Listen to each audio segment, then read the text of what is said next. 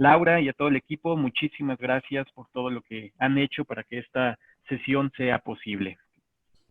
Quiero darle la bienvenida a todo nuestro auditorio, muy importante. Sin su presencia, sin su conocimiento, sin lo que comparten con nuestra asociación, no sería posible. Esta es nuestra segunda sesión del 2020 y es nuestra primera sesión de manera virtual y adaptándonos a estos nuevos cambios. Quisiera comenzar con una pequeña frase que me llamó la atención, que dice: para ser más astuto que el fraude, se necesita una estrategia de fraude organizacional. Las circunstancias únicas a las que nos enfrentamos a nivel mundial brindan a los líderes de fraude la oportunidad de liderar la conversación sobre cómo detectar y disuadir el fraude para proteger nuestro negocio y, sobre todo, ofrecer experiencias con baja fricción a nuestros clientes para así hacer crecer nuestro negocio. Nuestro compromiso como Asociación International Chamber of Commerce y en específico del Comité de Prevención de Fraude es generar un foro donde todos podamos compartir nuestros intereses, generar información relevante en la materia y, muy importante, brindar expositores de primera línea, como es los expositores con los que contamos el día de hoy. Teníamos la fortuna de contar con la presencia de nuestra presidenta de la International Chamber of Commerce. Lamentablemente amaneció indispuesta y no le será posible, de tal manera que me voy a permitir leer el mensaje que nos tenía preparado nuestra presidenta, María Fernanda Garza, presidenta de ICC de México. Es un gran gusto saludar a los asistentes a esta sesión del Comité de Prevención del Lavado de Dinero y Fraudes, grupo de trabajo de la Comisión de Banca. Bienvenidos. Agradecemos a Ignacio Cortés Castán, de Forensic and Integrity Services Lead Partner en EY Latam, por acompañarnos para hablar sobre el uso de herramientas forenses de análisis de datos para la detección de fraudes internos. Este tema cobra relevancia en estos momentos de emergencia que vivimos en la fase 3 de la pandemia COVID-19, caracterizada por un elevado ritmo de contagios por coronavirus, saturación de hospitales y lamentable pérdida de vidas. Se contabilizan más de 3.7 millones de personas infectadas en todo el mundo por coronavirus. Han muerto más de 260,000 seres humanos.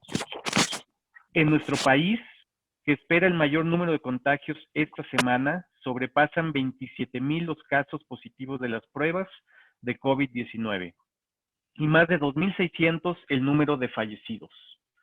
El confinamiento y la interrupción de la actividad productiva ya dieron muestra de sus efectos negativos en la economía mexicana, que registró una concentración de 2.4% a tasa anual en el primer trimestre del año. De acuerdo con datos del INEGI, esta es la caída más fuerte del PIB desde el tercer trimestre del 2009, cuando se contrajo 5% la economía de México. Analistas nacionales y extranjeros anticipan una caída del 6.6% para la economía mexicana este año. A esa compleja situación económica debe agregarse, por otra parte, el riesgo de que la contingencia pueda ser aprovechada por la delincuencia para cometer actos ilícitos, tales como aprovechamiento de la volatilidad de los mercados, fraudes o lavado de recursos ilícitos mediante el sistema financiero, entre otros. Por ello, las empresas y las entidades financieras debemos estar alertas para mitigar los riesgos potenciales.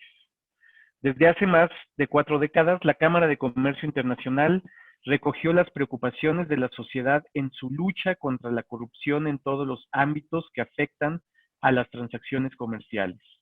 Nuestra organización fue pionera en alertar a todas las empresas sobre las amenazas del fraude y del delito corporativo.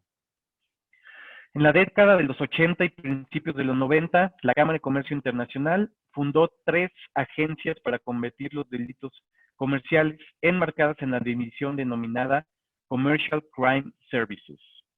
El 1 de enero de 1981 se inauguró la Oficina Marítima Internacional que se ocupa de la piratería y la delincuencia en el mar, International Maritime Bureau, por sus siglas en inglés. En 1985 abrió la Oficina de Investigación contra la Falsificación y la Piratería. En 1992 fue abierta la Oficina de Investigación Financiera. A estos organismos se añadió en 1998 una unidad especializada denominada Cybercrime Unit. Actualmente, entre las herramientas que ofrece ICC México, destaca el Manual de Mejores Prácticas para la Prevención del Lavado de Dinero, herramienta clave de prevención de riesgos para el sector financiero.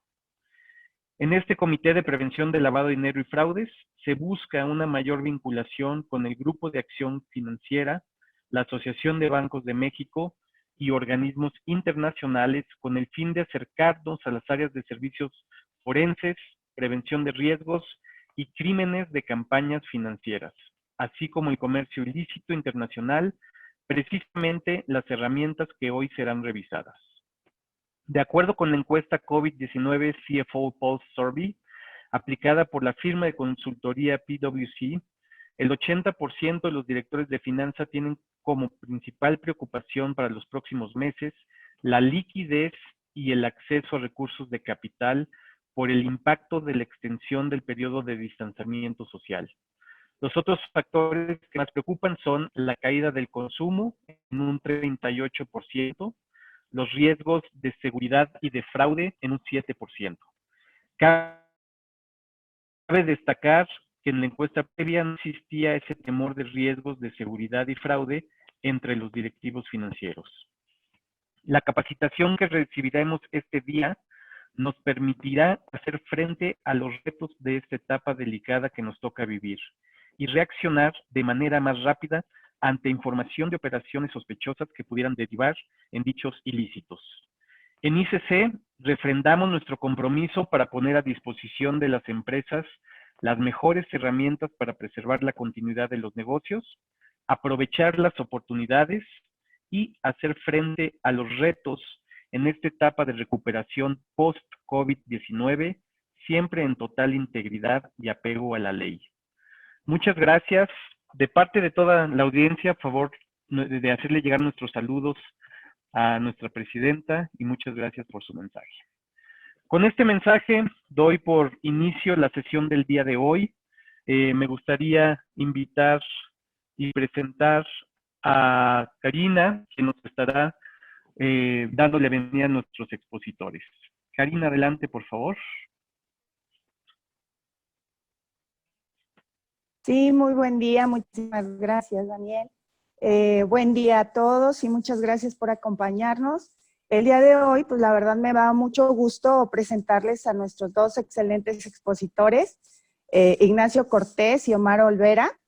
Y bueno, para darles un poquito más de contexto acerca de ellos, les comentaré que Ignacio es socio líder de la práctica de Forensic and Integrity Services de EY, de la región LATAM Norte. Él se especializa en investigaciones relacionadas a fraude ocupacional, manipulación de estados financieros y otros fraudes. Tiene experiencia en el desarrollo de investigaciones y auditorías forenses, que incluye visión, obtención de testimonios corroborativos. Ignacio también tiene amplia experiencia en el cálculo en el cálculo de daños y perjuicios, reclamación de seguros, resolución de disputas individuales y corporativas, tanto nacionales como a nivel internacional. Ignacio cuenta con más de 20 años de experiencia en este tema tan vasto que es la contabilidad forense e investigaciones de fraude y corrupción en diferentes industrias como son la farmacéutica, aerolíneas, bienes raíces, construcción, manufactura, energía, financiera y petrolera. Ignacio es licenciado en negocios por la Universidad de Madrid, miembro de la Escuela de Economía de España, con especialidad en instrumentos financieros y derivados y con un máster en administración de negocios por el Instituto de Empresas de España. Y bueno, en el caso de Omar, él es gerente senior del área de Forensic and Integrity Services en EY, especializado en análisis forense de datos. A través de su carrera, con más de 15 años de experiencia, Omar ha colaborado en diferentes proyectos de consultoría y aseguramiento a nivel nacional e internacional, OMAR cuenta con experiencia en diversas técnicas de análisis basados en reglas, visualización de datos y minería de textos aplicados en investigaciones relacionadas a corrupción, a fraude en estados financieros y apropiación ilegal de activos. Omar es ingeniero en sistemas computacionales, graduado del Instituto Tecnológico de Querétaro. Así es que, bueno, les damos a ambos la más cordial bienvenida y sin más preámbulo, doy la palabra a Ignacio. Ignacio, muchas gracias. Pues muchas gracias, Karina. ¿Me escuchas bien? Perfecto. Sí, te escucho bien, te escuchas perfecto, Nacho. Bueno, Karina, pues muchísimas gracias por la presentación y muchas gracias, Laura y Daniel, nuestro presidente.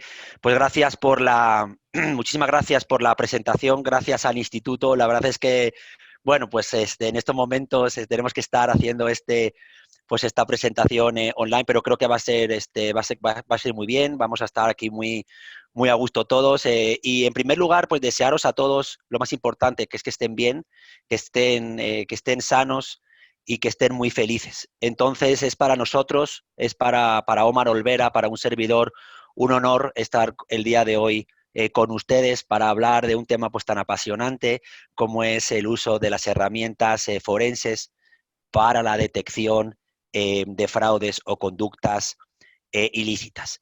Entonces, si se me permite, vamos a compartir la presentación. Por favor, Karina, cuando ¿la ves ya, Karina? Ya está, Ya nada la más vemos. que tienes que ponerla en presentación. Exacto, ya está. Ya está, ok. Bueno, Perfecto. nuevamente, muchísimas gracias a todos. Entonces, bueno, la temática es cómo mitigar los riesgos de fraude en una era de transformación digital. Vamos a hablar de tecnología forense, repito, pues para mitigar los riesgos de fraude o de ilícitos. Entonces, la temática, la agenda del día, si os parece bien, van a haber tres. Uno es los antecedentes, haciendo alguna alusión a la situación en la que estamos a día de hoy. Vamos a hacer alusión también a la importancia de utilizar herramientas siempre como modelos de programas antifraude, anticorrupción, como herramienta de detección, pero también en estos momentos del COVID. Vamos a explicar también por qué en estos momentos de confinamiento y de un cambio en el trabajo pues remoto, creemos que también es importante el uso de estas herramientas de detección temprana. Y hablaremos de una encuesta porque creo que es la mejor manera de luego dar acceso a las herramientas. Sin hablar, en la encuesta va a ser clarificante cómo México y cómo los entrevistados en México y a nivel mundial sí están haciendo uso del tipo de herramientas forenses. Explicaremos qué dice la encuesta, qué dicen ustedes como encuestados, para luego ya en la tercera parte entrar en ya propiamente herramientas que estamos viendo a nivel internacional y a nivel también local y por supuesto la TAM de uso de estas herramientas y su funcionalidad y el porqué, la importancia de las mismas. Para la tercera parte pues daré paso a mi experto Omar Olvera. Entonces, yo creo que antes de entrar ya en lo que son la encuesta, en este slide, que se llama un poco de antecedentes, no sé si lo están viendo, Karina, antecedentes. Ok. Sí. Una de las cosas que tenemos que preguntarnos es, y quiero entrar un poquito en el tema del COVID o el tema del confinamiento, porque al final todo el mundo estamos en este momento con el COVID. Todas las empresas hemos tomado medidas. Entonces, la primera pregunta que tenemos que hacernos es cómo debemos reaccionar ante situaciones de abuso en posiciones de confianza e intencionalidad en el mal uso de los recursos o los fraudes. Bueno, ustedes serán todos conocedores del famoso triángulo de fraude y de los esquemas de los fraudes, pero es que el problema es que en este momento actual de trabajo remoto, todas las compañías estamos expuestas a mayores riesgos de fraude. Estamos expuestas a mayor riesgo de fraude de malversación, de fraude financieros, de corrupción privada pública y del cibercrimen. Y antes Daniel estaba hablando y explicando la importancia de una estructura corporativa de fraude organizacional. Y el problema que está pasando es que las compañías, ante esta situación de trabajo remoto, estamos cambiando nuestra manera muchas veces de operar, estamos cambiando muchas veces nuestras actividades, estamos cambiando muchas veces accesos en remoto, privilegios diferentes, estamos dando a las personas de alguna manera cambios en sus tareas, en sus procesos habituales. Y eso significa de alguna manera que los tres factores que siempre o casi siempre hacen que una persona o un delincuente de cuello blanco, un fraudster, un defraudador, llega a cometer un fraude, se hace mucho más notorio en épocas de crisis como la que estamos a día de hoy. No solamente por el tema del COVID, esto es en general cuando hay una crisis económica o una crisis, digamos, como la que estamos. ¿Y eso por qué pasa? Eso pasa porque los tres factores, repito, se hacen mucho más notorios. Y el primero, la presión. No podemos, y antes también hablaba Daniel de temas de fraudes financieros y de otro tipo de esquemas, pues pongámonos a analizar nuestras empresas en la presión o la motivación que tenemos en estos momentos. Los problemas financieros que tanto de índole personal como de índole profesional puede hacer pensar a un defraudador que no es capaz de resolver su problema con un medio legítimo. Entonces lo que busca es, pues lógicamente, la oportunidad que él percibe como defraudador. Y lo que intenta es buscar un método por el cual cometerá un delito de cuello blanco. Es decir, el defraudador en estos momentos debe ver la forma por la cual puede usar o abusar su posición de confianza para resolver el problema financiero anterior con una baja probabilidad de ser descubierto o de riesgo de ser descubierto. Y eso se pone muy importante, y ahora vamos a hablar del uso de las herramientas analíticas, la importancia que es ese uso para intentar monitorear o para tratar de detectar esos comportamientos, que ahora hablaremos. Pero no nos olvidemos de la racionalización. Y de hecho escuchaba el otro día a un presidente de un país hablando de eso, de cómo se está racionalizando cómo se puede, el defraudador en cómo cometer delito, sobre todo en los temas de los cibercrímenes. Es decir, quizá no tengan un pasado delictivo muchas personas, pero es que ahora ellos se ven como personas normales, honestas, a las que les ha sobrevenido una situación como la que estamos a día de hoy. Entonces lo que hacen ellos es justifican sus propios actos para que los vean aceptables. Y esa justificación del acto para verse aceptado o aceptable, preguntan, ¿me lo deben? ¿Me lo merezco? ¿Es porque mi familia no necesita? ¿O es porque no me pagan lo suficiente? Y ante esta situación, y paso a la siguiente slide, no sé si Karina, si se ve la siguiente slide, perfecto. Ante esta situación, las compañías deben de tener un modelo de integridad y de cumplimiento para la lucha contra el fraude. Y eso, lógicamente, aquí no podemos hablar en este foro de todos los componentes, pero hemos subrayado el que vamos a hablar el día de hoy, que es el tema de análisis de datos. El análisis de datos es el que entra dentro del modelo de gobierno de integridad que ustedes, todas las compañías, pues tenemos y ustedes tienen, lo que se denomina los programas de detección. Los programas de detección son muy importantes porque primero debe estar dentro de una política, como decía antes Daniel, con muy buen criterio, dentro de una estructura formal organizacional de gobierno corporativo. Esto es una estructura estándar de gobierno corporativo. Repito, no voy a entrar en todas y cada una de ellas, pero debemos fortalecer a día de hoy y con momentos de crisis las políticas, los programas y los controles antifraude y anticorrupción. Y entonces la primera pregunta que tenemos que hacer, aparte de la ética, aparte de la integridad, aparte del fortalecimiento de los nuevos riesgos que están habiendo, nuevos riesgos de cibercriminalidad, nuevos riesgos en la cadena de fraude de cadena de suministro, nuevos esquemas de corrupción privada, nuevos esquemas de corrupción pública, nuevos esquemas en el momento de hacer los pagos, nuevos esquemas de due diligence a terceros, es decir, todo tenemos que de alguna manera hacer un doble clic para ver qué riesgos de fraude podemos tener al día de hoy. Pero la pregunta que nos tenemos que hacer es, ¿estamos utilizando a día de hoy, siempre hay que hacerlo, pero a día de hoy, herramientas forenses de análisis de datos, lo que se denomina en el argot los FDAs, que es el Forensic Data Analytics, para que de forma remota, como a día de hoy, se analicen grandes volúmenes de datos, estructurados y no estructurados, identificando patrones, nuevos patrones, señales de alerta de fraude o nuevas señales de alerta de fraude? Eso es lo que nos va a acontecer el día de hoy. Eso es lo que vamos a intentar tratar de explicaros el día de hoy para luego si quieren entrar en un debate. Pero la pregunta, y repito, luego Omar explicará ya de las técnicas y de las herramientas, pero a mí me gustaría explicar un poquito primero qué entendemos por Forensic Data Analytics. Y quizás casi todos ustedes lo conocen, pero bueno, déjenme 30 segundos explicarlo.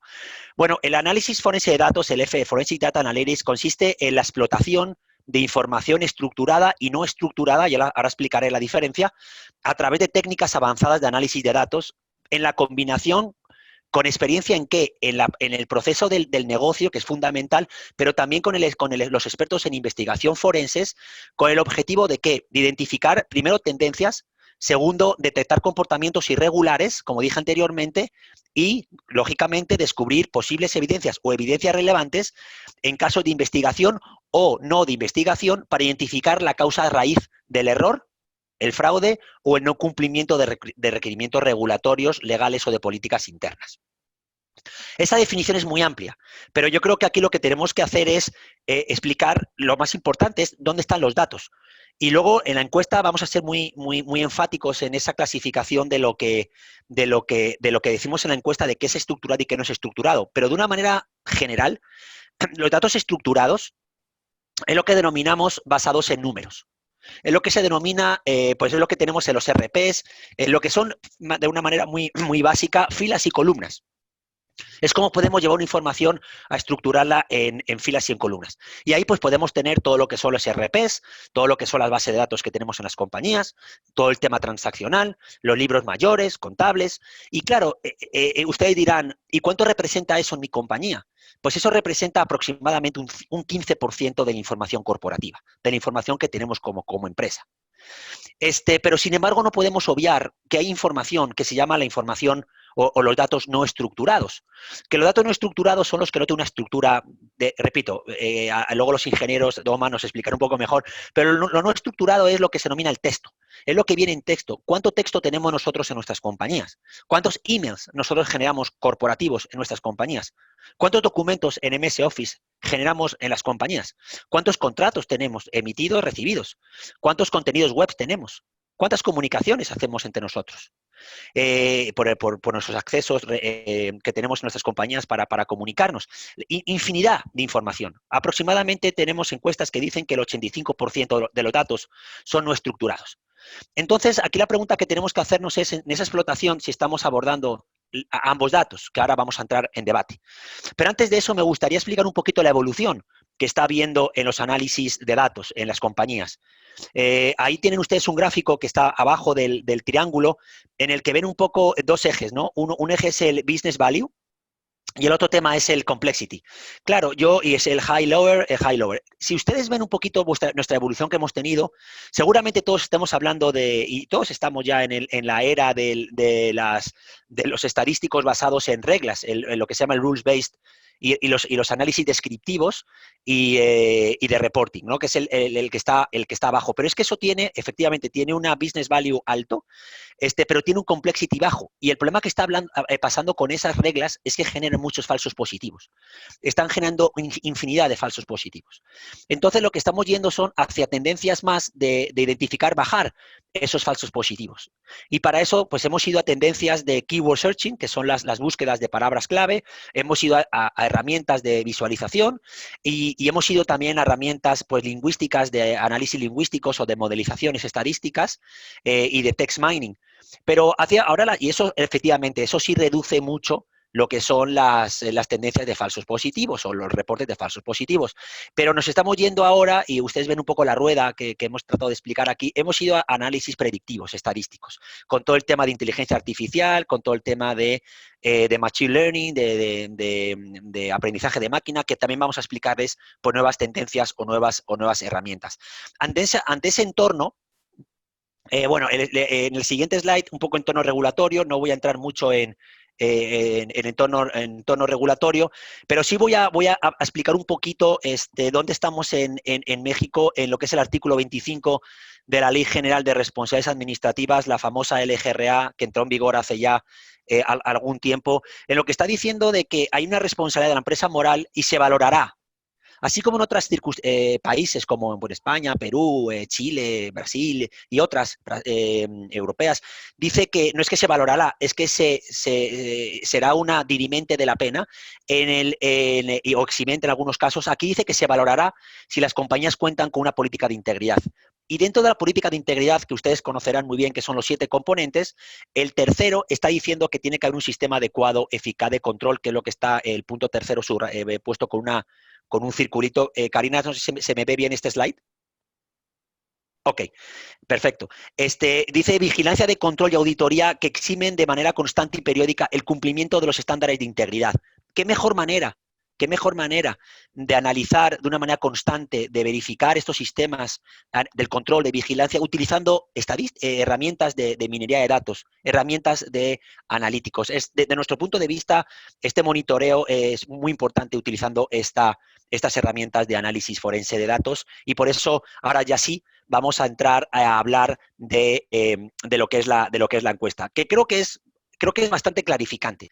En primer lugar, la primera pregunta que hicimos es, en los últimos años, ¿cuánto ha cambiado el nivel de preocupación de su organización respecto a cada área de riesgo? Ahí ven ustedes cómo efectivamente estamos hablando primero de privacidad de los datos, cumplimiento de privacidad, en Europa, famoso GDPR, protección de datos personales, el tema del cibercrimen, de la cibercriminalidad, reglamentos específicos, también los fraudes, estamos en el cuarto de fraudes externos y ciberfinancieros, los due diligence a los terceros, que hablé también anteriormente para evitar todo el tema del contagio, el soborno, la corrupción, investigaciones, y luego ya, pues efectivamente, proyectos de capital, fusiones, litigios, también el lavado de dinero, por supuesto que sí, fraudes en estados financieros. Es decir, los temas de fraude que vamos a hablar aquí y el área y la comisión que lidera Daniel y Karina, como ven ustedes, pues son temas sumamente importantes y en México, pues, cómo no, también. Entonces, la otra pregunta que hicimos es, oiga, ¿y el análisis forense de los datos, el FDA, está asumiendo algún papel importante en esa administración de los riesgos, en esos modelos de gobierno corporativo? Es decir, de alguna manera, en lo que dije anteriormente, en una herramienta, un programa de detección en ese modelo de integridad, pues la respuesta es que sí. Ven ustedes, ahí tienen a la izquierda a nivel global, a la derecha lo ven a nivel México. Los mexicanos somos los mejores, como ven ustedes, es muy efectivo. Viva México, pero bueno, pues es así lo que dicen las encuestas, ¿no? Estamos diciendo los mexicanos que efectivamente nosotros, pues sí, el análisis forense asume un papel clave en la administración de los riesgos, en investigaciones internas, ahí ven ustedes muy efectivo el 41%, en los fraudes 62%, en el lavado, en el cumplimiento, en el cibercrimen, lo que dije anteriormente, vean ustedes que en México somos más eficientes o mucho más eficientes que el resto de los países, porque en otros países estamos diciendo que es poco efectivo o no muy efectivo, pero sin embargo en México sí tenemos unos porcentajes altos de efectividad de estas herramientas forenses. Pero la pregunta no es el modelo de integridad o el modelo de gobierno corporativo, la pregunta era concreta y puntual. El uso de analíticos forenses asume un papel fundamental. Entonces esto nos alegra mucho pensar y por eso creo que la iniciativa del ICC, de Daniel y de Karina, de invitarnos a hablar de analíticos forenses, creo que es fundamental, porque es que México sí está utilizando analíticos forenses. Entonces, y ustedes ven ahí, por ejemplo, que a mí me gustó mucho soborno y corrupción. El 50% estamos diciendo que el uso de analíticos forenses está siendo muy efectivo para la lucha contra el fraude, contra el soborno y la corrupción. Ahora la pregunta que nos tenemos que hacer, y perdonamos que quizás seamos un poquito críticos en nuestras posiciones, ¿qué significa ser muy efectivos? Para mí muy efectivo significa que se detecta en tiempo casi real. Significa que estamos detectando comportamientos de soborno y de corrupción. Estamos significando que tenemos pocos falsos positivos y tenemos un alto grado de eficiencia en la detección temprana. Eso es lo que es la efectividad.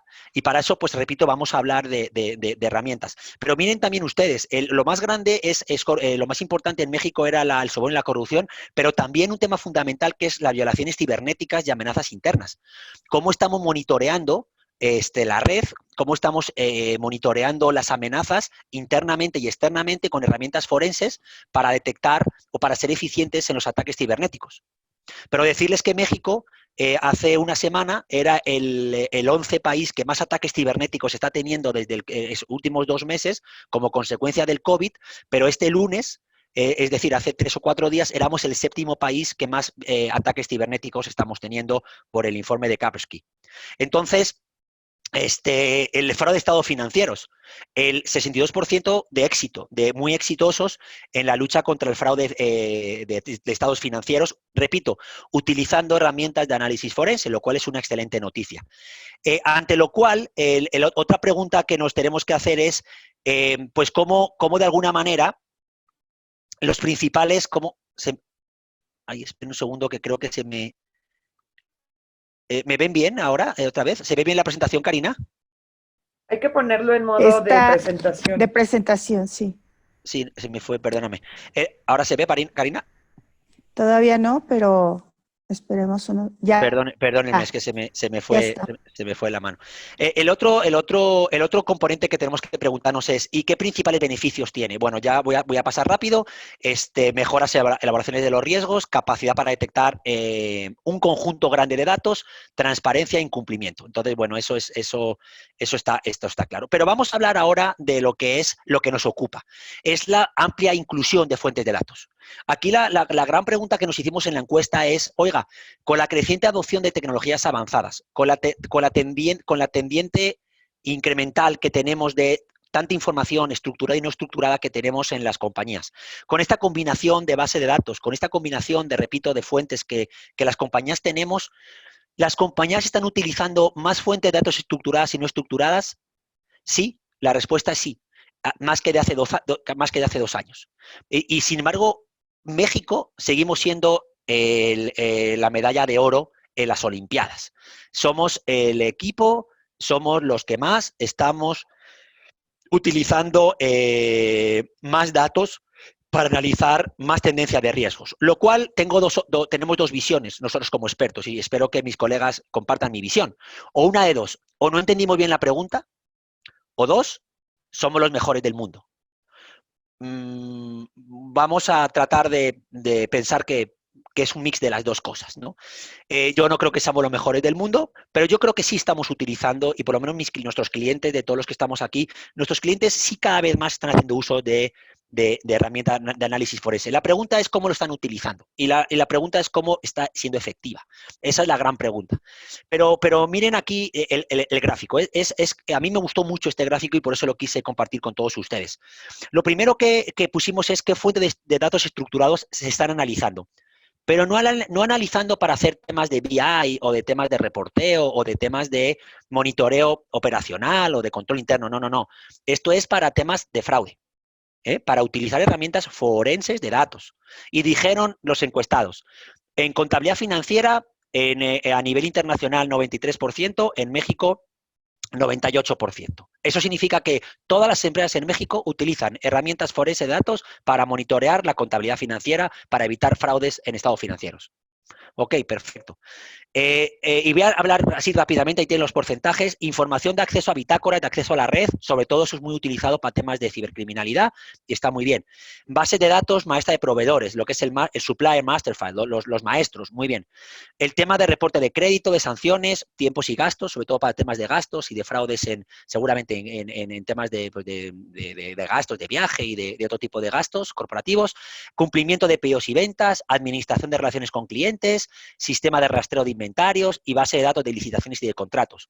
Es que eso está perfecto, está genial, porque estos son datos estructurados. Y eso nos permite, de alguna manera, con estas fuentes de datos y con estas herramientas, monitorear muchísimos riesgos de fraude. Por ejemplo, corrupción, por ejemplo, fraude en compras, por ejemplo, fraude de crédito, fraude de conflicto de interés, colusión, kickbacks, por ejemplo, fraudes de gastos grandes, también temas de posibles carruseles y de posibles concentraciones de proveedores, también en el tema de banca te permite para analizar también el fraude hipotecario, de crédito, es decir, oiga, aquí sí tenemos un abanico importante de información para detectar nuestros riesgos y he puesto unos ejemplos simplemente. Pero es que fíjense a la derecha está la fuente de datos no estructuradas y fíjense la diferencia entre México y el resto del mundo. Es que en algunos casos casi hasta duplicamos a lo que decimos a nivel al resto del mundo. Y la pregunta fue contundente. ¿Qué fuente de datos utiliza usted para analizar las áreas de riesgo y su impacto para temas de fraude? Sistemas de red o información del servidor. Comunicaciones electrónicas, emails. Esos son mails, comunicaciones electrónicas. O incluso WhatsApp corporativos. El 93%. Eso significa que el 93% de nuestros encuestados dijeron que sí están utilizando el tema de la información no estructurada para monitorear seguramente comportamientos en la nube o en la propia red de comunicaciones o incluso copias de laptops para analizar comunicaciones. Yo tengo mis dudas, la verdad, si lo estamos utilizando con un foco de fraude o con otro foco, ¿no? Pero si la respuesta es que es eso para luchar contra el fraude o la corrupción o temas también de competencia económica, la verdad es que es impresionante y me alegré mucho. Temas de registro de la red de denuncias, es decir, todo lo que es la línea de denuncia, es decir, bajarse las denuncias del whistleblower, de la línea de denuncia y tratar de monitorear mediante analíticos. Pero no tener la línea. La pregunta no la tienes una línea, la pregunta es si utilizas esa información para hacer monitoreo mediante Data Analytics. Descripción de texto libre de los pagos o datos contables, es decir, hacer text mining en la contabilidad para buscar comportamientos descriptivos. Suministro de noticias, fuente de datos externas, es decir, bajar las redes sociales o bajar las noticias y hacer text mining. Hacer llamadas con clientes o notas de reuniones, pero no hacer, la pregunta no era si haces reuniones, la pregunta era si utilizas esas actas de reuniones para hacer monitoreo o para hacer text mining o para hacer, repito, búsquedas avanzadas. Ahí vuelvo a repetir las redes sociales y el teléfono móvil o trae tu propio dispositivo. Esto es lo que nos dijeron las encuestas. Y ante esa situación, ya voy a pasar a otra pregunta que hicimos, es el tema de los stakeholders. Es decir, nosotros como expertos de fraude no podemos vivir, y usted me dará la razón, tenemos que vivir en un modelo de gobierno corporativo. Es decir, nosotros tenemos que vivir en un entorno de primera línea, segunda línea y tercera línea. Y yo creo que todos tenemos que luchar contra el fraude. La lucha contra el fraude no es un tema únicamente de la segunda línea o tercera línea. Segunda línea entendida como riesgos, compliance, y tercera línea fraude, y tercera línea entendida como auditoría interna, auditoría externa. Yo creo que no es así. La primera línea tiene que ser parte fundamental de la lucha contra el fraude y son los que tienen que ser los owner risk process y son los que tienen que hacerse propietarios del riesgo y tienen que ser los primeros responsables del monitoreo mediante el uso también de estas técnicas, lógicamente con nuestro apoyo, con nuestra ayuda a la segunda y tercera línea, pero no podemos obviar nunca a la primera línea. Y entonces miren ustedes lo que dice la encuesta. La pregunta que les hicimos es, ¿cuáles son las funciones, los stakeholders de la estrategia de análisis forense de datos en su compañía? Es decir, de alguna manera tienen la responsabilidad. Y la responsabilidad dijeron 93% auditoría interna, 68% finanzas, 65% del corporate management, 75% tecnología de la información, 78% riesgos, risk management y 43% legal. Legal porque en muchas compañías está en legal and compliance. Yo creo que legal también es legal and compliance. Pero miren la primera línea. Prácticamente estamos hablando de sí, tecnología de la información, TI, pero sobre todo tenemos a mucho más porcentaje, repito, en la segunda y tercera línea, mucho más que en la primera línea. Ahí tienen ustedes en la siguiente slides los beneficios que les dije anteriormente. Miren el consejo directivo cómo le ponen un porcentaje muy alto, la administración ejecutiva y auditoría interna. Es decir, sí es importante transmitiros que las juntas directivas, los comités de auditoría, los comités de riesgo, es decir, las áreas de comités y de estructura de gobierno cada vez le están dando más importancia, repito, a este uso de herramientas de monitoreo para intentar prevenir antes que curar. Y ya termino con otra estadística importante que hicimos, y fíjese, en México aquí sí que estamos bastante por abajo de la media, en los recursos dedicados al análisis forense de los datos.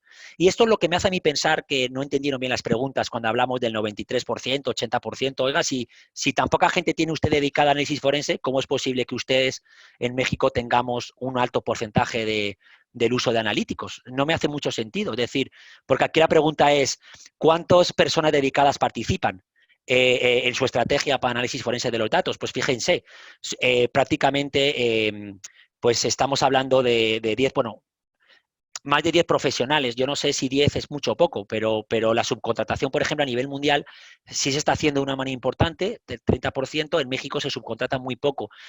Bueno, yo no estoy hablando que es bueno o no subcontratar, lo que le digo es que pues hay una diferencia con lo que es a nivel global. Pero miren, por ejemplo, de 1 a 5 profesionales, 38%, y no tienen personal dedicado. Es decir, sí veo que, bueno, y quizás que aclare un poquito lo que dije anteriormente. Efectivamente, México sí está diciendo que tiene más profesionales que el resto del mundo. Lo que yo sigo pensando es con qué foco y con qué rol.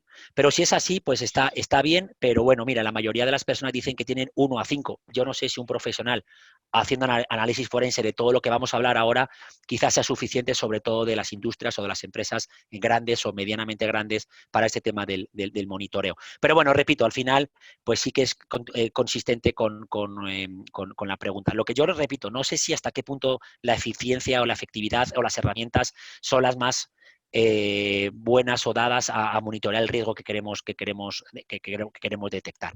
Y ya voy a terminar para dar paso ya a Omar en el uso de las herramientas. Aquí Omar Olvera lo que os va a tratar de explicar, y yo intentaré explicar también y puntualizar, es qué herramientas estamos viendo en el mercado para intentar esclarecer o intentar aclarar lo que dije anteriormente, que son todos los ilícitos o todos los fraudes que desgraciadamente nos están aconteciendo siempre y ahora más en las épocas del COVID. Entonces, por favor, Omar, te doy paso y muchísimas gracias. Yo entraré a complementar algunas de tus exposiciones. Entonces, yo voy a pasar las slides. Adelante, Omar. Muchas gracias, Nacho. Y bueno, antes que nada, también agradecer a Daniel, Karina y todos ustedes por la invitación para platicar acá con ustedes. Para entrar en materia, como ya decía Nacho, parte de lo que se definía o lo que se puso en la definición de diccionario, vamos a decir, del uso de herramientas de análisis forense de datos, es la incorporación de no solamente herramientas tecnológicas, sino pues también el uso de la experiencia, parte de investigación y en la parte pues propiamente del uso de herramientas, ¿no? Entonces, vemos, o al menos es consistente en esa parte, los resultados de esa encuesta de la cual hablábamos, en la cual pues no solamente es importante tener las herramientas como tal o contar con esa tecnología, esas plataformas, sino pues tener también, digo, tanto al experto que conoce la herramienta, que la va a saber utilizar, pero por otro lado pues también el soporte y el apoyo de las personas que conocen de los procesos, de los riesgos, pues del negocio propiamente, ¿no? Para poder complementar esos dos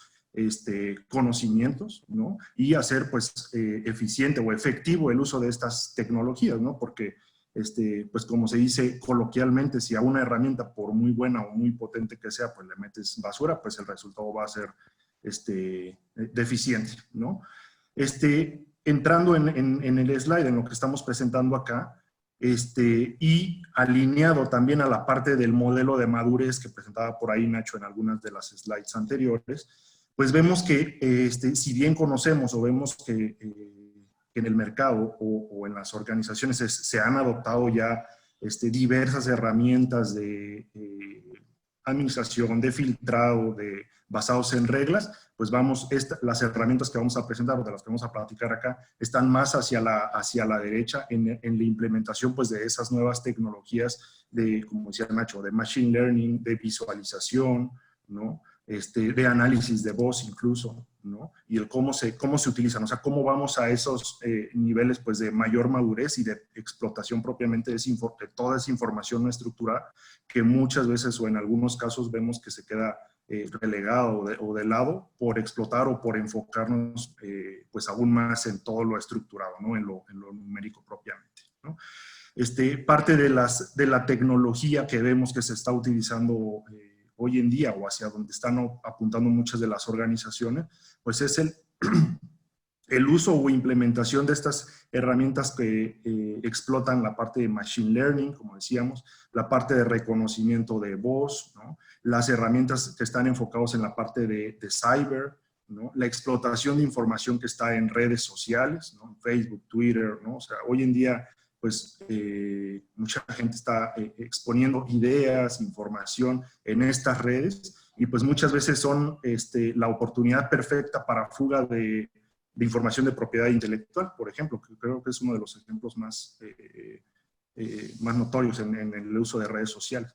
El uso de robótica para automatizar ciertas tareas o ciertas actividades y dejarle a los profesionales o al recurso humano pues el tiempo necesario para invertir en una investigación propiamente, en lo que más importa, ¿no? Dejar esas actividades que son repetitivas o monótonas de cierta manera, pues a una máquina, ¿no? Y que el investigador o nosotros como expertos en detección e investigación, pues nos enfoquemos en dar propiamente seguimiento a lo que más interesa, a lo que más importa, ¿no? Entonces digo, ahí hay algunas herramientas, la verdad es que hay bastantes herramientas en el mercado, son solamente algunos de los muchos ejemplos que hay en el mercado y que seguramente ustedes conocen o han escuchado. No quiero entrar en mucho detalle de esas herramientas, vamos más bien a la aplicabilidad de ese tipo de herramientas. Entonces, si puedes dar paso a la siguiente, Nacho.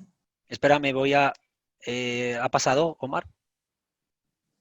No. Es que creo que al tener tú ahora el control, no me deja pasar las slides. Entonces, si quieres ponte tú en mute, paso la slide porque no me deja... Ahora ya. Ahora, Omar, adelante. Gracias, Nacho. Entonces, mucho de lo que vamos a hablar, como les decía, de las herramientas, están enfocados en la parte de cómo se está implementando la tecnología en toda esta parte de investigación y seguimiento a la información, principalmente no estructurada. La estructurada, pues es, digámoslo así, pues ya mejor conocida o mucho más aceptada e implementada a través de las organizaciones. En la parte no estructurada, pues en la parte de investigación, por ejemplo, están los modelos de e-discovery, ¿no? O descubrimiento electrónico, en donde, pues bueno, ese tipo de procedimientos o metodologías están soportadas fuertemente por tecnología a través de todos estos procesos, que es identificar la información relevante, el preservar la información, el procesamiento y análisis, y bueno, y revisión, pues a través de ese flujo o de esa metodología de e-discovery, pues generalmente está soportada por varias herramientas, ¿no? Para poner en contexto o en comparativa lo que es un método tradicional, que si bien también es basado en tecnología, pues es, vamos a decirlo así, como el nivel 1, es el uso de herramientas como lo es Relativity, ¿no? En donde se identifica la información, se preserva la información que está ya sea en redes sociales, en correos electrónicos, en WhatsApps, etcétera, ¿no? Toda esa información no estructurada. Se montan en una plataforma de revisión, ¿no? Pero es una revisión, vamos a decirlo, lineal, ¿no? Es decir, tenemos que meter un conjunto de revisores a que lean cada uno de los correos, a que lean los mensajes, a que lean pues toda esa información para empezar a discernir, bueno, qué está asociado a mi investigación y qué no. Vamos a decirlo así, son, pues si bien son efectivas, porque en muchos de los casos se llega a encontrar pues los casos o esa evidencia asociada a las investigaciones, pues son procedimientos que generalmente llevan bastante tiempo, ¿no? Por la cantidad o la inversión de tiempo que requiere tener a un grupo de revisores leyendo pues todos esos documentos y clasificándolos. A diferencia pues de procesos o de herramientas analíticas más potentes o que implementan mayor tecnología, como lo es, digo, uno de los ejemplos que tenemos es Brainspace, ¿no?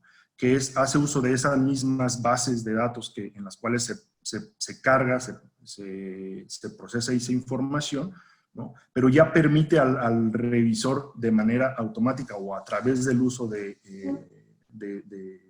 tecnología de machine learning, tanto con modelos supervisados como no supervisados, el categorizar información o a lo que le llaman clustering, que es como ese gráfico que ven ahí en ese slide, que no es otra cosa que agrupar, vamos a decirlo así, la información o la documentación que se está revisando para tratar de identificar, bueno, esos silos de, ok, tienes un grupo de documentos en donde se está hablando de, vamos a decirlo, de pagos. Tienes otro silo, otro grupo de documentos en donde estás hablando de deportes, ¿no? O sea, si hay un grupo de gente la que estás investigando, que están hablando entre ellos de deportes, pues bueno, este tipo de herramientas, ¿no?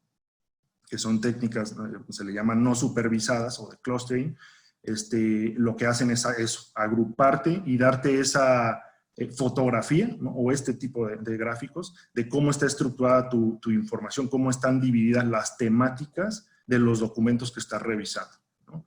De igual manera, pues en este tipo de herramientas te permite hacer esas conexiones de, bueno, quién está hablando con quién se está comunicando con quién, ¿no? Que en una investigación, pues es altamente importante el identificar, bueno, si yo tengo identificado a una a una persona de la cual sospecho que está cometiendo algún delito o alguna cuestión ilegal, pues bueno, con quién está hablando, con quién se está comunicando, está dentro de la compañía, está fuera de la compañía, ¿no? Está compartiendo información hacia el exterior de la organización, es de manera interna o quién más está involucrado, ¿no? Todos esos tipos de técnicas, que es el análisis de vínculos entre los jugadores o entre las diferentes personas, pues bueno, lo permiten este tipo de herramientas.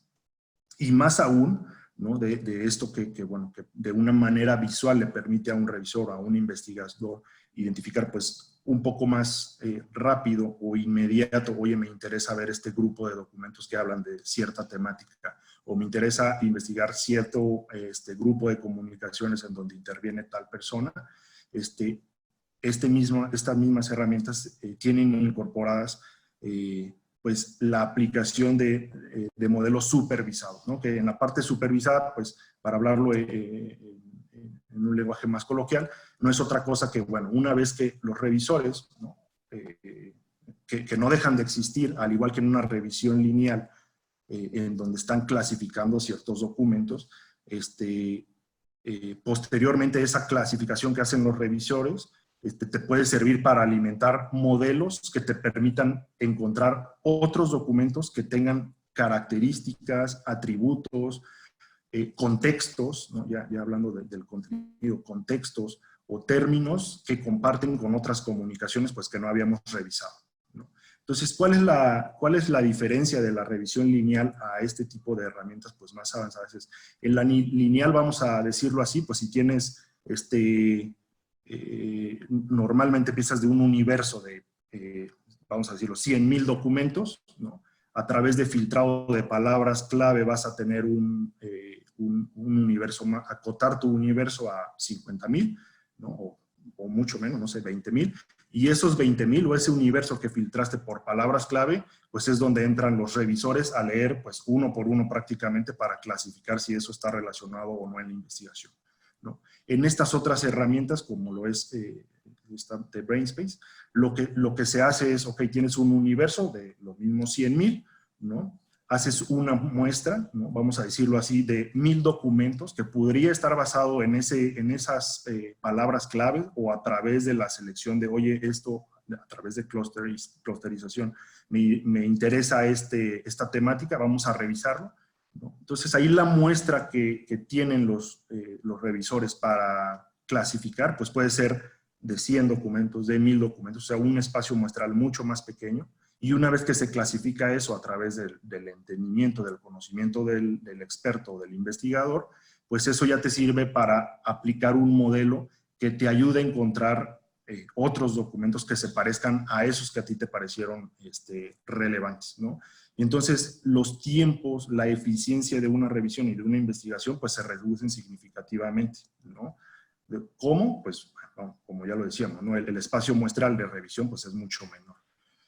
Otras herramientas o la aplicación de la conjugación de herramientas para aplicar soluciones pues mucho más integrales o mucho más holísticas en la parte de prevención o detección de fraude, pues es cómo se conjugan esas herramientas, ¿no? Nuevamente, pues ya las organizaciones tienen seguramente algunas herramientas de análisis de información estructurada de sus fuentes de datos, como es las bases de datos de pagos, los maestros de clientes, los maestros de proveedores, la parte de finanzas, los gastos de viaje, etcétera.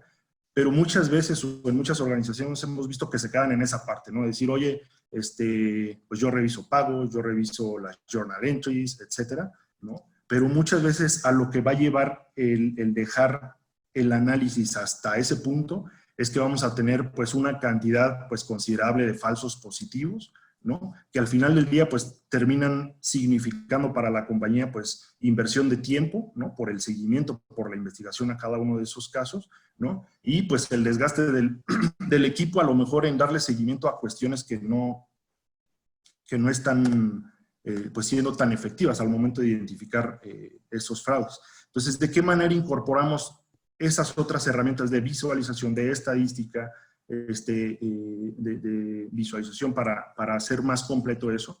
pues bueno, de manera holística, de manera integral, es incorporar herramientas, no solamente de análisis basado en reglas, sino de visualización, modelos estadísticos que te ayuden a hacer un risk scoring, ¿no? De decir, ok, bueno, de todas estas fuentes de datos, de toda esta transaccionalidad que yo estoy revisando, pues ¿dónde está la de mayor riesgo, ¿no? ¿Cuál me significa mayor riesgo? ¿Cuál medio? ¿Cuál más bajo? ¿No? O cuál es incluso hacer pues escalonado un nivel de riesgo, ya sea a nivel de transacción o a nivel de un individuo, de un empleado, de un tercero, ¿no? A nivel de un centro de costos, ¿no? Etcétera, ¿no? O sea, subsidiarias, etcétera. Ir escalonando esos riesgos. A través de herramientas de visualización, como lo es la parte de análisis de vínculos, bueno, quién está conectado con quién está pagándole a quién se está comunicando con quién, como ya decíamos, ¿no? Montar también o en conjunto de este tipo de plataformas, pues herramientas de management que te permitan no solamente ya la parte detectiva, la parte de escrutinio a través de analíticos y estas herramientas de visualización, sino que te permitan incorporar, ok, ya identifiqué dónde está mi mayor riesgo, dónde está pues un potencial fraude, ¿no? Sino también delegar esas tareas de investigación pues a algún elemento del equipo, ¿no? Ya sea de cumplimiento, de auditoría interna, digo, ya entran otros roles, ¿no? Pues para darle seguimiento a esas áreas de mayor riesgo. Y en esa misma herramienta, pues bueno, documentar, bueno, la justificación o los avances o lo que se va encontrando a través de la investigación. ¿Y por qué creemos o por qué consideramos que esta parte de un case management es importante montarlo como una solución integral? Digo, sin ser una herramienta analítica propiamente, para lo que va a servir es para poder implementar o hacer uso de técnicas, pues como decíamos, un poco más avanzadas, que es como el machine learning, de decir, ok, ¿de qué manera ocupo no solamente los resultados que tengo en mis analíticos, de mi risk scoring, donde yo estoy evaluando, bueno, dónde está el mayor riesgo, dónde está el menor, sino también alimentar a esos modelos predictivos o de inteligencia artificial para identificar, ok, una vez que ya se hace el case management, que se hace el seguimiento y que se documenta, bueno, esto efectivamente es un caso de fraude o no lo es, y utilizar eso también como un insumo posterior para retroalimentar herramientas, pues en identificar otras características o otras casuísticas que tienen los mismos atributos que esas transacciones o que esas personas o esas subsidiarias o centros de costo que se identificaron pues como riesgos o como posibles fuentes del fraude, ¿no? Entonces, de esa manera vemos pues la integración de soluciones mucho más completas o mucho más robustas, ¿no? Que van más allá de solamente aplicar alguna determinada herramienta en analítica, ¿no? En la siguiente slide, muchas gracias Nacho, pues bueno, no es otra cosa que un ejemplo de cómo funciona esto, ¿no? Las fuentes de datos que pueden ser diversas. Aquí quizá me detengo un poquito para hablar un poquito también respecto a lo que decía la encuesta. La encuesta decía que en México pues hay bastantes organizaciones que están utilizando diversas fuentes de informaciones, diversas herramientas, ¿no? Pero otro punto, de hecho, que también mencionaba la encuesta por ahí, es el hecho de que decía, bueno, sí tenemos inclusión de diversas fuentes de datos, pero nos es complicado el obtener una, ¿cómo se dice? Una resolución pues congruente de todas esas fuentes dispersas de datos, ¿no? Entonces, de repente, y no me permitirán mentir, pero pues de repente en las organizaciones, no sé, la gente de marketing explota información de redes sociales, ¿no? La gente de legal hace uso de lo que está en los contratos, la gente de cuentas por pagar utiliza pues su sistema transaccional en donde está registrando datos. Pero bueno, estas soluciones holísticas o integrales es, bueno, ¿cómo integro todas esas diferentes piezas, ¿no? Del rompecabezas? Pues para tener una visión más congruente o más transversal, vamos a decirlo, de toda la organización, pues de toda esa información que está por ahí en ese mar pues de fuentes de datos, ¿no? De esa manera, pues las fuentes de datos o la aplicación una solución o una plataforma de esta naturaleza es, ok, vamos a traer información que sí está en los maestros de proveedores, que va a estar en un ERP seguramente, las cuentas por pagar, el maestro de empleado, los gastos de viaje, pero también vamos a hacernos de información, a llegarnos de información que están, por ejemplo, en listas negras, ya sea internas o incluso información que proviene del exterior. La información puede ser incluso de correos electrónicos, información, como ya decía Nacho en un inicio, la información que está en texto, por ejemplo, en descripciones, ¿no? Descripciones, pues ya sea de un pago, de una póliza manual que se está documentando, ¿no? O también la información que es no estructurada, que se llega a almacenar en líneas de denuncia, ¿no? Las líneas de denuncia, de hecho, son una fuente rica de información no estructurada, porque pues muchas de las denuncias generalmente son o una descripción que alguien va a redactar, ¿no? O incluso un audio de alguien que levantó el teléfono, marcó a la línea de denuncia, pues para hacer su denuncia, ¿no?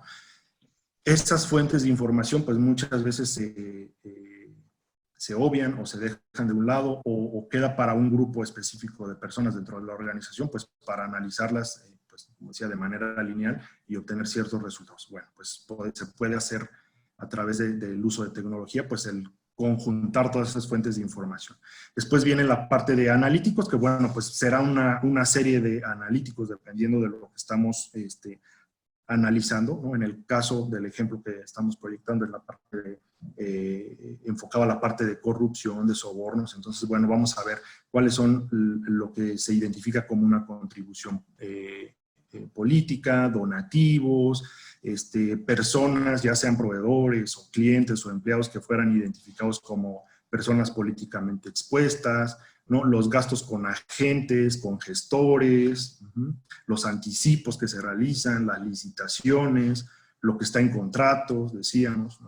Y para pasar posteriormente a cuál es el riesgo por entidad, ¿no? Y por entidad no me refiero a la organización como tal, sino, bueno, cuál es a nivel de transacción, la transacción que me representa el mayor riesgo, el empleado que me representa el mayor riesgo, la geografía o la entidad, bueno, ahora sí, hablando de subsidiarias o centros de costo, que me representan el mayor riesgo, y todo esto presentarlo pues a través de dashboards, de gráficos y demás, ¿no? Que me permitan pues darle como analista, como investigador, pues identificar de manera más rápida o pronta, oportuna esos tipos de riesgos, ¿no? Todo eso pues va al case management que decíamos para retroalimentar a futuro pues modelos predictivos, ¿vale?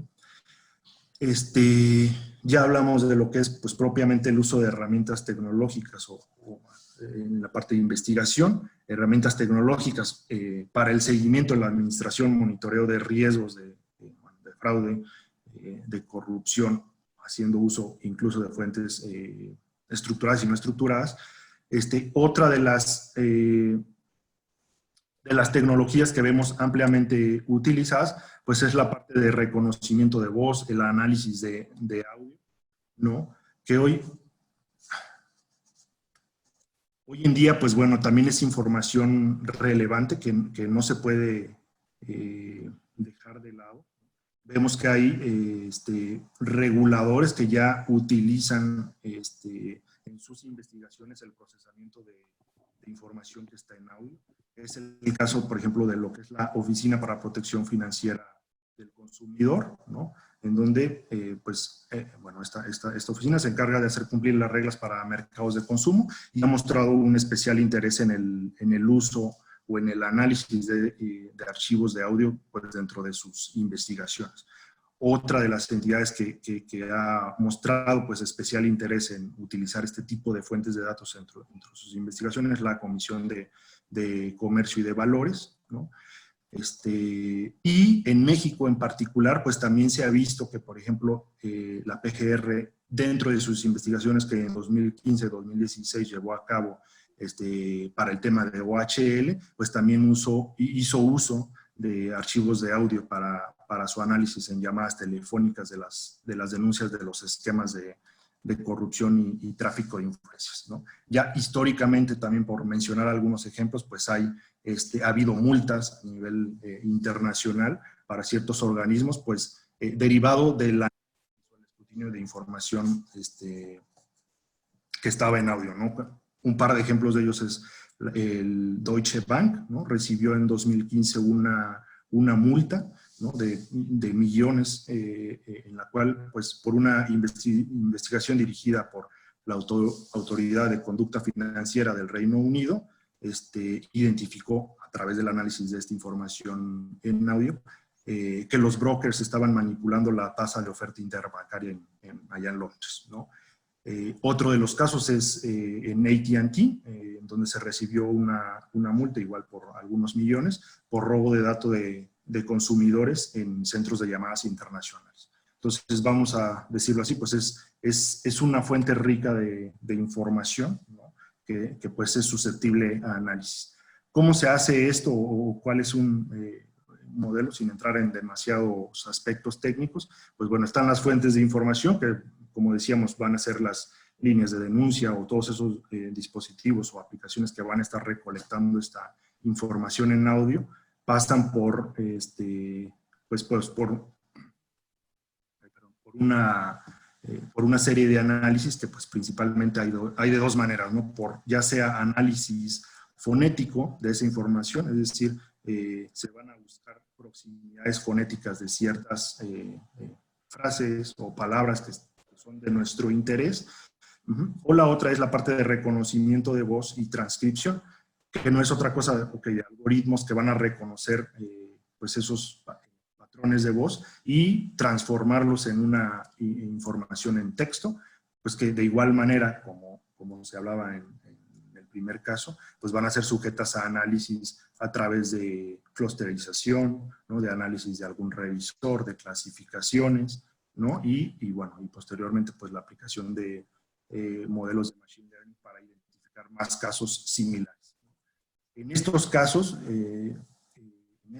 pues es bien importante, si se fijan, es bien importante, no solamente, como les decía en un inicio, contar con la herramienta como tal, ¿no? La herramienta, muchas de estas herramientas pues ya están bastante diseñadas para darle siguiente, y bueno, necesitas el experto que sepa cómo utilizar la herramienta, pero vas a necesitar también, como les decía, el uso del experto en el negocio que conozca. Por ejemplo, en el caso que les hablaba del tema de los brokers, pues utilizan un lenguaje o un léxico muy particular, ¿no? Entonces, pues muchas veces el analista o la persona de tecnología sabrá utilizar la herramienta, pero no va a tener el contexto o toda esa información pues de negocio del proceso que se tiene que utilizar pues para alimentar esos modelos o esa identificación, pues decíamos, de fonética o de esos textos, ¿no?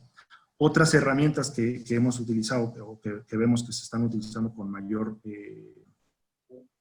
profundidad es el análisis de información de redes sociales. Como ya les decía, perdón, pues bastante información vemos que es raro la persona que no tiene o no hace uso de redes sociales y pues muchas veces se presta para compartir información pues que no deberían de estar compartiendo, ¿no? Como les decía, de propiedad intelectual o tema de proveedores o no sé, o clientes que se tienen y se están compartiendo de repente. Entonces, el análisis de redes sociales, pues a través de herramientas, no es otra cosa que preservar esa información sobre los agentes o las personas que se está haciendo una investigación o sobre los cuales se tiene alguna sospecha. Si puedes pasar a la siguiente, Nacho, por favor.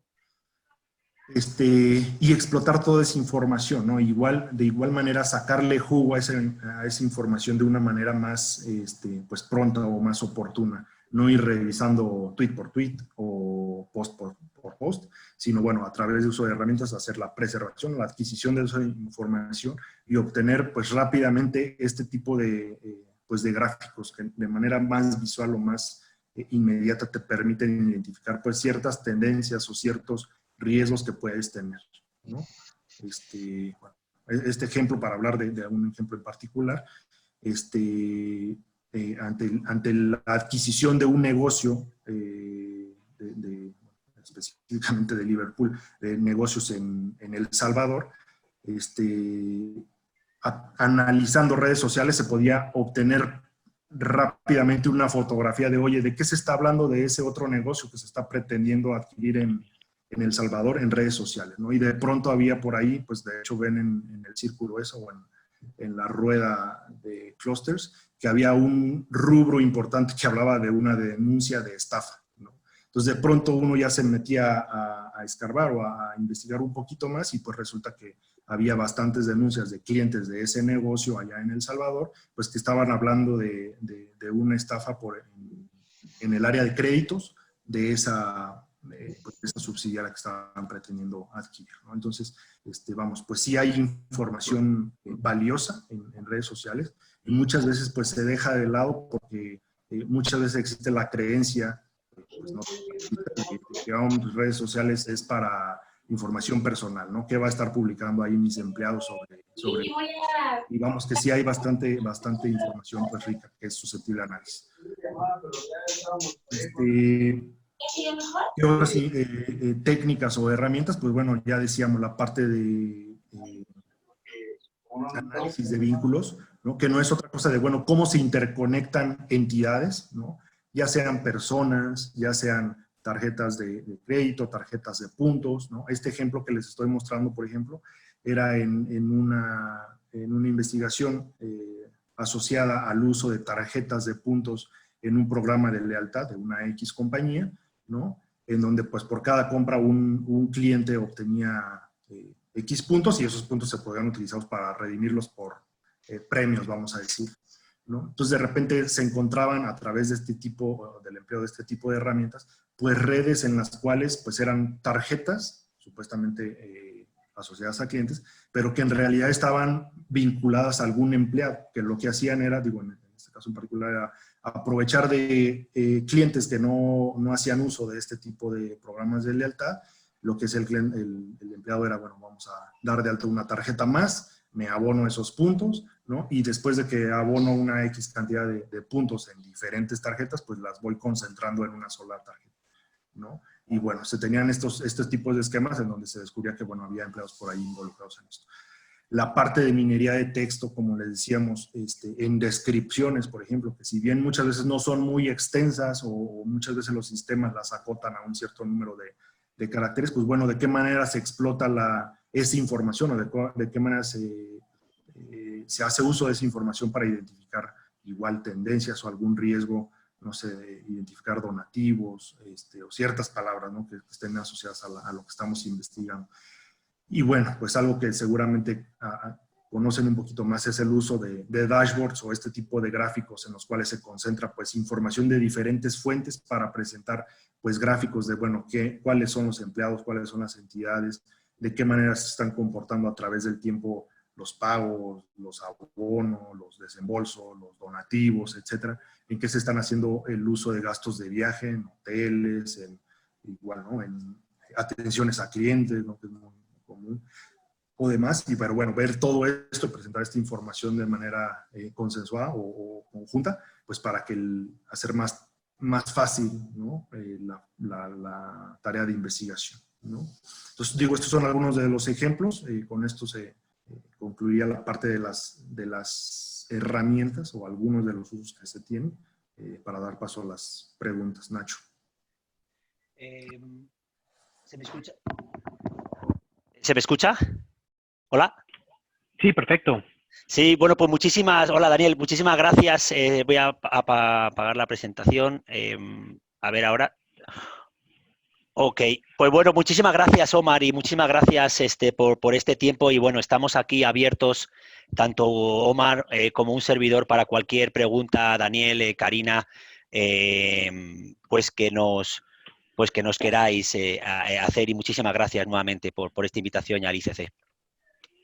Claro que sí. Ignacio, Omar, primero que nada quisiera felicitarlos por su excelente presentación. Como bien comenté, es de vital importancia el tener estos foros donde podamos compartir y bueno, pues con excelentes expositores como lo son ustedes, ¿no? Muchísimas gracias por su presentación. Me quedo con dos cosas, ¿no? En tiempos de cambio o en tiempos de crisis, que es justo lo que estamos viviendo, es cuando el crimen organizado principalmente aprovecha para hacer sus fechorías y su actividad incrementa. Por lo tanto, las corporaciones y las empresas pues deben de estar pendientes ante estas épocas de cambio.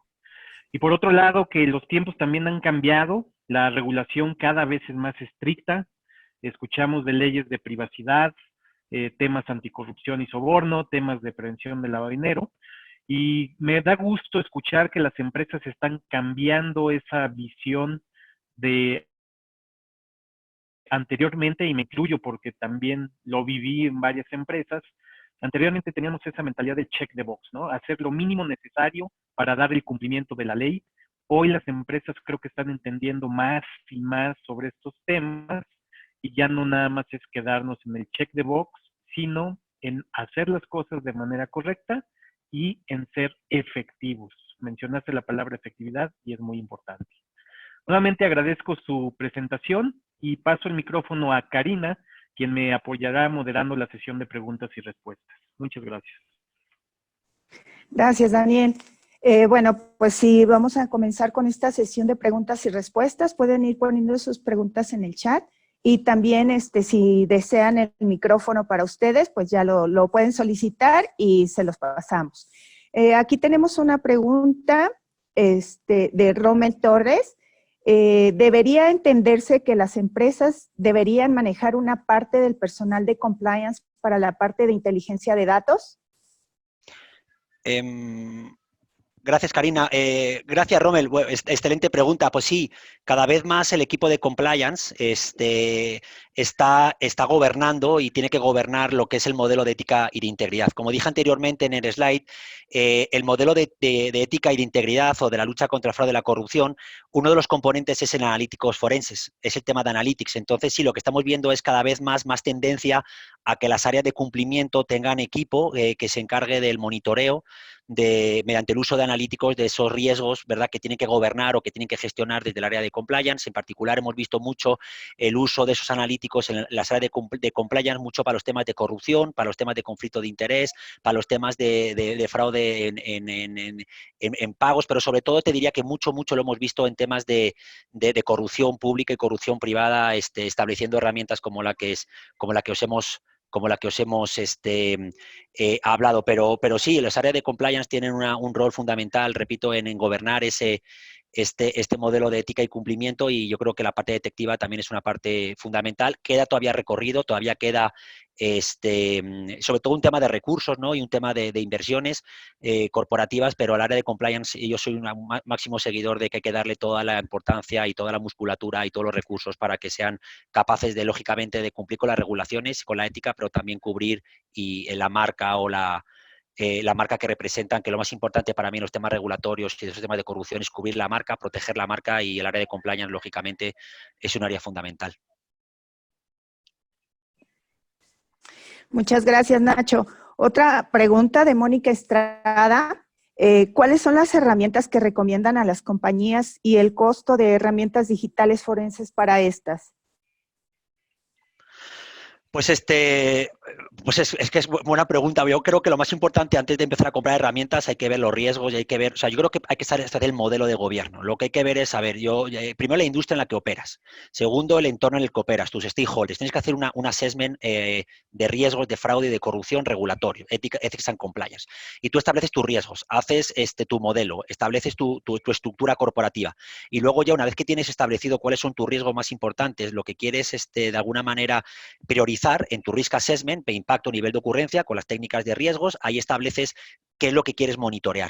Y lo que quieres monitorear, pues seguramente sean los riesgos que más importante, repito, tienes tú en tu actividad, en tu empresa y en tu industria en la que operas. Y ya sobre eso estableces las herramientas.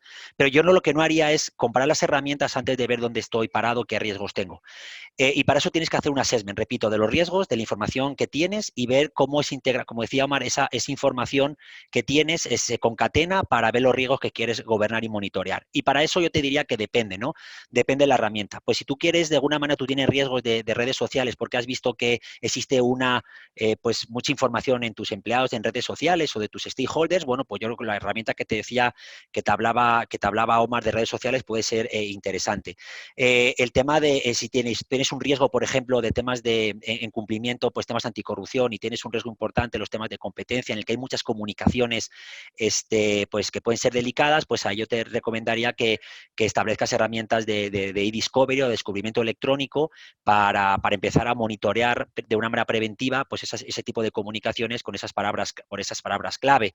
Si tienes un tema de riesgos en el que tú tienes mucha voz y tienes muchos análisis de voz porque tienes pues muchos call centers o tienes muchas mesas, como decía Omar, dependiendo de la industria, es decir, que tienes mucha voz y hay que analizarla, pues yo te diría que tienes que pensar también en establecer herramientas de voice analytics, pero yo te digo que, y perdona que aquí sea un poquito franco contigo, muchas cosas también se están tercerizando en subcontrataciones, porque muchas veces las herramientas pues son costosas, nosotros no vendemos herramientas, vendemos soluciones y seguramente los consultores que estamos aquí también, yo te diría que todas las herramientas que hay en el mercado son buenas, lo importante es, como decía Omar, es que utiliza la herramienta mejor para tu riesgo que tienes que monitorear y ustedes como expertos de vuestros procesos y vuestra industria y vuestra empresa, que sean capaces de establecer bien ese análisis o esa inteligencia a la propia herramienta. Pero herramientas forenses hay miles.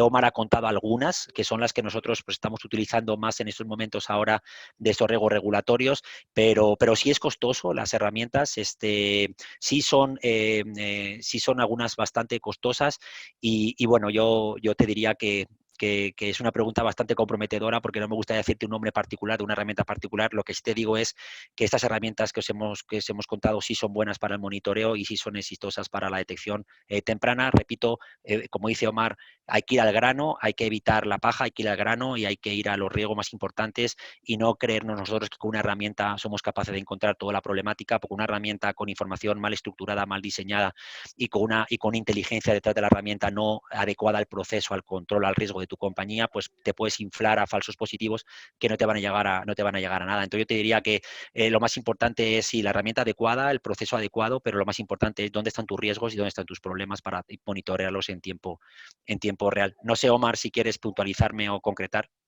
Sí, además de eso, Nacho, como bien dices, digo, es importante o para verlo como un proceso, pues sí, es importante, como bien dices, la parte de identificar, priorizar primeramente dónde están las áreas de riesgo, ¿no?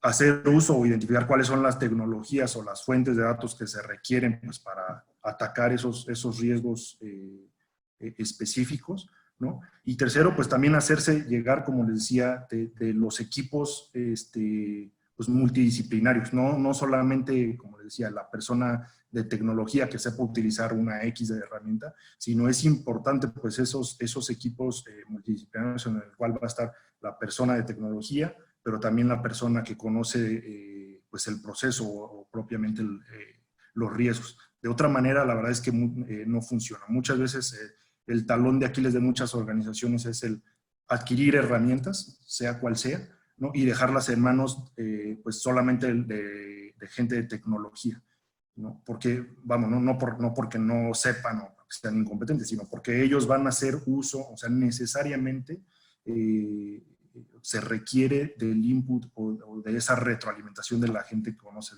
pues, del riesgo y del proceso, ¿no? Para que sea efectivo el uso de esa herramienta.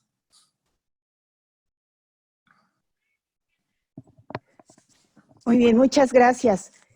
Hay más preguntas, ¿sí? Manuel García pregunta, ¿cuál consideran que es la mejor estrategia para detección de fuga de información o venta de activos a partir de redes sociales?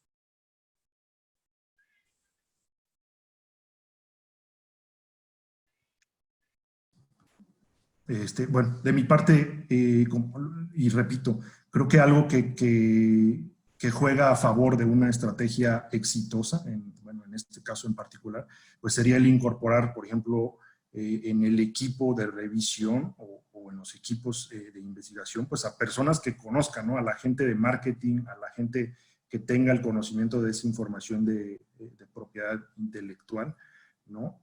Porque son ellos los que van a conocer por ejemplo, los tecnicismos o la información, pues que no sería conveniente exponer al exterior de la organización, ¿no? Eso va a alimentar, pues, la herramienta, sea cual sea que se utilice, pues, para ir a buscar, pues, las menciones o esos atributos que se tengan, pues, en información que se está publicando en redes sociales, ¿no? Por mencionarles un ejemplo, hace algún tiempo, por ejemplo, una compañía que se dedica a hacer elevadores, lo que nos decían ellos: oye, una de mis grandes preocupaciones es que pues han denunciado, ha habido denuncias anónimas de que se está publicando los manuales, por ejemplo, de ciertos modelos de elevadores que todavía ni siquiera salen a mercado, ¿no? Esa información, el qué contiene esos manuales, qué contiene esa información pues técnica, pues no la conocía la persona de cumplimiento, por ejemplo. Entonces, era necesario involucrar forzosamente a quien conocía esa información, pues para que esa estrategia o la ejecución de esa, bueno, ya ahí era una investigación, pues fuera exitosa, ¿no? A buscar esa información que realmente importaba o la cual queríamos identificar, pues que nos estuviera exponiendo o estuviera Sí. compartiendo. Y déjame complementar también, ahora me escucháis, que estaba hablando, pero creo que no se me escuchaba. ¿Me escucháis ahora? Gracias, Karina. Sí, Mira, pero Nacho. gracias. Mira, es una excelente pregunta, pero yo creo que un tema también importante en fuga de información es lo que se denomina el information governance, es decir, al final, qué información se tiene en la compañía y quién la tiene y quién la conoce. Yo creo que una tarea también fundamental que creo que es un área importante es dónde está almacenada, o primero, qué información importante o confidencial se tiene como compañía. Y segundo, dónde se tiene almacenada. Y tercero, es quién la gobierna. Y cuarto, cómo se controla. Y quinto, cómo se puede fugar. Es decir, yo creo que todo es lo que denominamos, todo esto, lo que es yo que soy mucho de gobierno corporativo, yo soy mucho de riesgos y yo soy bastante de las herramientas están muy bien, pero yo creo que lo más importante de las herramientas es para que estén centradas y focalizadas en el problema. Y el problema para mí es el qué, el cómo, el para qué y el por qué pueden pasar las cosas. Y para eso yo creo que un risk assessment o una evaluación de riesgos de fraude, que la fuga, por supuesto, es unos riesgos que se tienen que analizar, creo que es importante para ponerle foco luego en las herramientas. Entonces yo te diría que lo que dice Omar, por supuesto que sí, eso ya la parte ya de investigación y de la información que tiene que analizarlo, pero es importante también que se gobierne primero el riesgo y dónde vamos a ponerle los focos. Y perdóname a Mónica que me preguntaba antes sobre las herramientas y quizá no la respondí. Hay cuando estuvimos explicando la presentación, hay un slide que se llamaba herramientas. Ahí Mónica, lógicamente, si quieres se te compartirá la presentación. Ahí tienes un detalle de las herramientas, que es alguna de las herramientas que estamos viendo en el mercado. Hay muchísimas más, pero ahí tienes un catálogo de herramientas para cada uno de los, y tienes ahí los nombres, y con mucho gusto, pues si quieres, vía mail, pues a través de Daniel, de Karina, de Miguel, del ICC, Laura, pues te podemos pasar más información al respecto, pero ahí en la presentación sí tienes un detalle son como 10, 15 herramientas de lo que hemos hablado el día de hoy. Bien, muchas gracias, Nacho. Una pregunta de Estefanía. ¿Existe alguna metodología de análisis para detección de actividades vulnerables?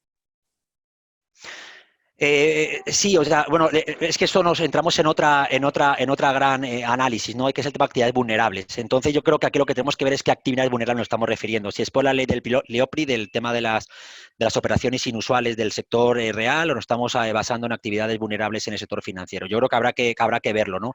Entonces, esas actividades vulnerables dependen de la industria y de la actividad. Sí que hay herramientas, sobre todo de lo que son el monitoreo, de lo que son las actividades inusuales o las actividades de riesgo. Estaba contando antes Omar del todo el tema transaccional, de cómo se puede identificar y cómo se pueden priorizar basadas en riesgo las actividades, las operaciones, los pagos. Entonces, por supuesto que sí, por supuesto que hay herramientas que os permiten analizar y monitorear las actividades vulnerables que superan un threshold de riesgo. En base, repito, habrá que ver la actividad vulnerable, habrá que ver pues qué tipo de actividad es, pero sí hay herramientas que te permiten en el KYC, por supuesto que hay herramientas del onboarding de clientes, de las herramientas de riesgos y de KYC para clientes y del onboarding. También hay herramientas del monitoreo transaccional de pagos, hay herramientas también de clusterizaciones por tipos de thresholds y de lo que denominamos salami en pagos. Es decir, yo creo que hay muchas herramientas que perfectamente pueden servir para el tema de la detección de las operaciones inusuales en lo que son las actividades vulnerables. Depende de la actividad y depende también de la volumetría de los datos, pero ciertas técnicas que te comentaba Omar, si son estructuradas, sí se pueden monitorear con estas herramientas. Sí, quizá ahí para complementar también, Nacho, digo, Correcto. Parte más técnica o tecnológica propiamente lo que es el análisis de datos, pues sí hay modelos o sí hay metodologías como lo es el Cross-On Industry Standard Process for Data Mining, ¿no? Que es un modelo de referencia que se utiliza para hacer pues una metodología, ¿no? Pues, internacional utilizada para hacer esas metodologías de análisis de datos, ¿no? Que es, digo, desde un punto de vista más tecnológico. Muy bien, gracias, Omar. Tenemos una pregunta de Iván. Hace poco salió en la prensa los problemas de privacidad y protección de datos de la herramienta Zoom, que se podrían obtener datos sensibles de todas las personas que accedían a la herramienta. ¿Qué opinión tienen de este tema?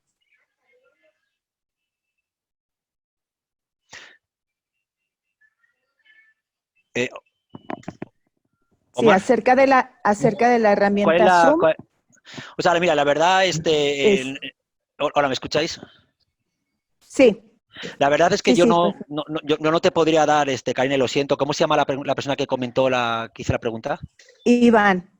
Pues mira, Iván, la verdad es que sí, vi la noticia, sé a qué te estás refiriendo, pero la verdad no he hecho ningún assessment y perdóname que sea esta respuesta tan... No te puedo responder porque no he hecho un assessment de lo que es la plataforma.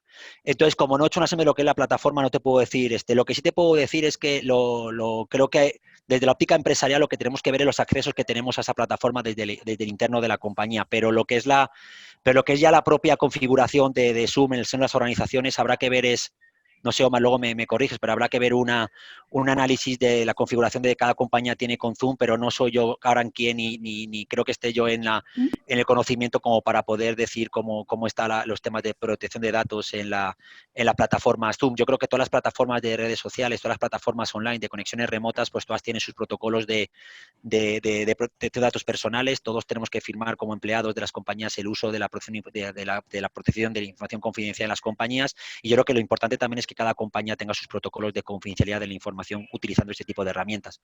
Pero repito, la configuración ellos per se de la plataforma Zoom, pues no sé, Omar, si quieres complementarme algo más. No propiamente como dices tú, Nacho, creo que más allá de la herramienta propiamente sea Zoom o incluso redes sociales, pues más bien es los protocolos o estos reglas que existan al interior de la organización para el uso de ese tipo de herramientas. Entonces, vamos a decirlo así, pues si la organización permite hacer uso de este tipo de herramientas para compartir información privilegiada, pues bueno, vamos a estar incurriendo en un riesgo muy alto, ¿no? La mayoría de los usos que se le da a nivel corporativo para este tipo de herramientas es pues para hacer este tipo de reuniones, ¿no? Que digo, si bien se está compartiendo pues información, pues seguro que no es información confidencial, ¿no? Y seguro que lo permite nuestras organizaciones, ¿no? Pero bueno, depende directamente de esas políticas y del uso que se le da a esas herramientas. Adelante, Nacho, perdón. Sí. Hola, Cari, por horas del tiempo y por quizá yo creo que podemos, no sé cómo veáis, pero quizá podemos recopilar todas las preguntas, porque veo que hay 20, hay muchas, entonces creo que podemos hacer Pues sí. un compendio. Creo que es un tema interesante ver todas las preguntas y responderlas, yo creo que vía mail, porque no sé cómo ustedes ven. Sí, yo creo que podemos proceder a tomar nota de todas las preguntas que vayan llegando y luego posteriormente las podemos responder ya de manera puntual vía email. Correcto. Por ahora del tiempo sí. También, porque ya nos hemos pasado. Sí. Bueno, un tema muy, muy interesante, muy trascendente, entonces quizá era de esperarse. Sí. Pues muchas gracias a ustedes y Daniel, te paso el micrófono. Claro que sí, Karina, muchas gracias por coordinar la sesión de preguntas y respuestas. Karina es, al igual que Miguel Ángel Vences, son nuestros vicepresidentes del Comité de Prevención de Fraude. Y bueno, pues con ello daría pauta a pasar el micrófono a Miguel para que nos ayude con las conclusiones y cerrar la exposición. Muchas gracias, Daniel. Bueno, pues no me resta más que dar las gracias a Ignacio y a Omar. Siempre que terminamos un seminario, una plática, decimos que salimos con mucha tarea. Hay que estar alertas en toda esta evolución. Desafortunadamente, en este proceso que estamos viviendo, las personas que intentan hacer fraudes evolucionan, se adaptan a los nuevos cambios y empiezan a idear nuevos modelos, nuevas formas, Y lo que tenemos que hacer es anticiparnos. Lo que tenemos que hacer es mitigar los riesgos, ser preventivos, y obviamente tenemos que trabajar en esta parte que es el análisis de los datos. Lo que generalmente hacemos es actuar de una manera en la que cuando ya ocurrió el hecho empezamos a investigar. Y yo creo que hay que analizar la información, hay que analizar los datos, hay que tener una herramienta, como bien decía Ignacio, en base, y Omar, en base a una evaluación de cuáles son nuestros productos, cuál es nuestro negocio, cómo está nuestra institución, qué queremos cuidar. Tenemos riesgos de fraude interno, riesgos de fraude externo. Entonces, ¿qué es lo que necesitamos? ¿Cómo podemos alertar? ¿Cómo podemos monitorear cada uno de los procesos para que seamos eficientes en nuestra empresa?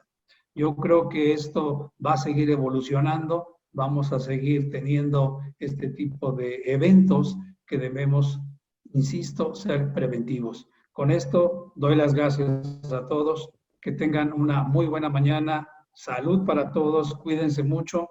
Y muchísimas gracias a ICC y a todos los coordinadores de este evento. Que tengan muy buen día. Gracias a todos. Gracias. Gracias, hasta luego. Muchas gracias, hasta luego. Hasta luego, muchas gracias. A todos, nos vemos próximamente. El día 29 de mayo tendremos nuestra sesión del Comité de Prevención del Lavado de Dinero, que está integrado por Francisco Macías, Marcella Cabello y César Pérez. Los esperamos, en breve les mandamos la convocatoria. Y también para el webinar que tendremos este 13 de mayo sobre operaciones, la operativa de la banca internacional. El día de hoy estarán recibiendo también la invitación. Muchas gracias a todos y gracias a nuestros expositores. Gracias, Daniel, Karina, Miguel. Saludos a todos. Gracias. Gracias. Un saludo. Muchas gracias. Gracias a todos. Hasta luego. Gracias. Hasta luego. Hasta luego.